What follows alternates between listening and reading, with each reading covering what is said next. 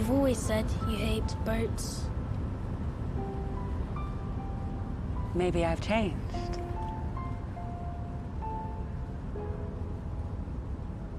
Are you waiting impatiently for the next season of Behind Her Eyes? We're fidgeting too, but in the meantime, make sure you stick around because today we're going to be talking about shows to watch like Behind Her Eyes if you can't wait for season 2. But before we get into the video, don't forget to like and subscribe to the channel, as well as hit the post notification bell so you don't miss anything else from us. So, here's some more cool stories to tie you over until the second season of Behind Her Eyes. We've prepared an eclectic list of series that are worth your attention. There's horror, mystery, and mind games. If you're a fan of any of these genres, then you're looking for a new series whilst waiting for season 2 of Behind Her Eyes, you've come to the right place. Mixed genre series enveloped with an air of mystery have enjoyed great popularity in recent years. It was largely influenced by the Netflix platform and Ryan Murphy with his famous anthology of horror series. If you're curious about which horror series are the absolute best, here's our subjective list on brilliant titles that you've got to take a look at. Your heart will race for sure, and we'll also guarantee these plots will throw you off balance and mess with your head, at least just a little bit. Haunted houses, mystery murders, hordes of hungry zombies, and possessions. All of this and more can be found in the following top series. This is the ultimate list that caters to everyone's needs and preferences. Brand new as the release date was of 19th of February 2021 is Tell Me Your Secrets, which invites you into Emma's life who is on the verge. She's ready to abandon everything important to her so far